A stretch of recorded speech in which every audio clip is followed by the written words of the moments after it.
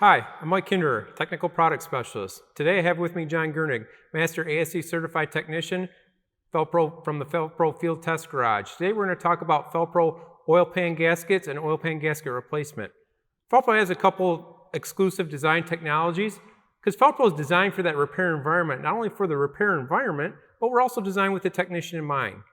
John, would you mind walking us through some of the Fel-Pro technology? Sure. So on the bench here today, I have some different types of molded rubber one-piece gaskets. I have our PermaDry and our PermaDryPlus. So the PermaDry gaskets, they're an OE replacement style gasket.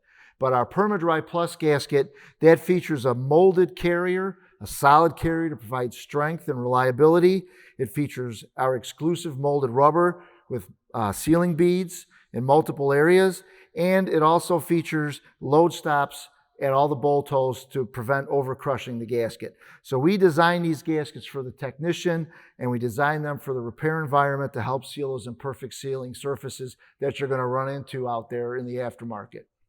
Another cool technology I see unique to Fel-Pro on the bench there is those SnapUps. What do those SnapUps do, John? So the SnapUps, we've designed those to provide a helping hand or a third hand for when you're working underneath the vehicle to help hold the oil pan gasket and the oil pan in place, because there is no adhesive that you can use to glue these gaskets in place. So the SnapUps are there to give you that extra hand to make your life a little easier underneath the car. So if you'd like, I can demonstrate those for you. Absolutely, John. So we have some already installed in the block. They do come in different sizes. We feature a 6mm, an 8mm, and a 5/16.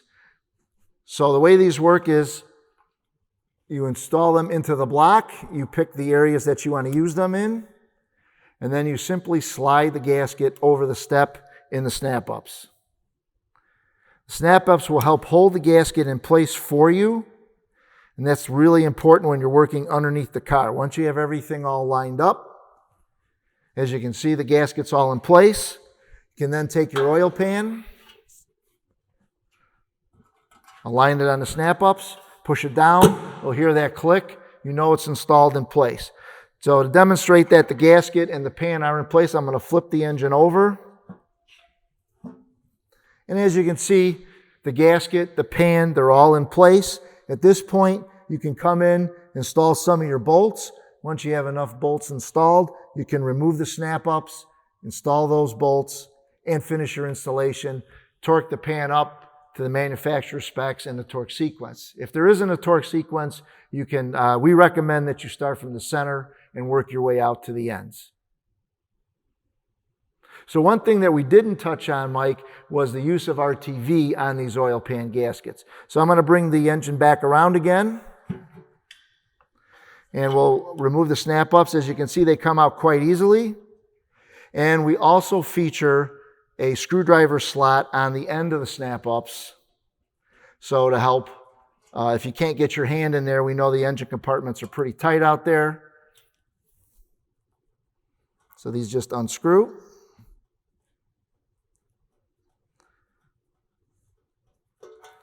Now, while we're taking this off, let's spend a minute. I know RTV comes up in the conversation. We're talking about oil pan gaskets. Why is it necessary to use RTV?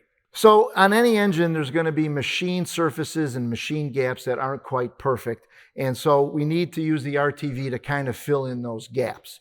So on this particular engine, there's two different styles or two different types of gaps that you may run into out there in the aftermarket. So this particular engine, the timing cover meets the block, and there's a stepped area there. And I can feel it with my fingers, about 30, 40 thousandths. So what you want to do is take a little RTV and apply it at that stepped area. Usually a bead, say about 1/4 inch high and 1/4 inch in diameter. That'll do the trick.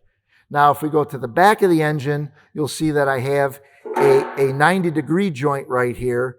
And once again, you need to take some RTV to fill in that gap. Once again, 1/4 inch high and wide will do the trick. And at that point, then you can install your gasket and continue on with your installation. Now, is this another case or dabble do you, or what happens if you by chance get too much in some of these locations? That's correct. Less is more here. So when you're installing these gaskets, if you use too much RTV, these are precision joints here between the pan and the block. And if you use a little too much RTV, if you decide you're going to help the gasket and smear it all over the gasket on the block side or the pan side, you're going to end up with a problem. It's going to create too much compression on that gasket, and the gasket's either going to split or slide out of place, and then you're going to have a leak. So what you're saying is actually if you use too much, you'd actually create a leak path. That's correct, Mike. So in this case, just enough, a little dab will do ya. Don't use too much RTV. Okay, thank you, John. We thank you for watching today. If you have any more questions, visit felpro.com. Remember to use Fel-Pro, the Gaskets Professionals Trust.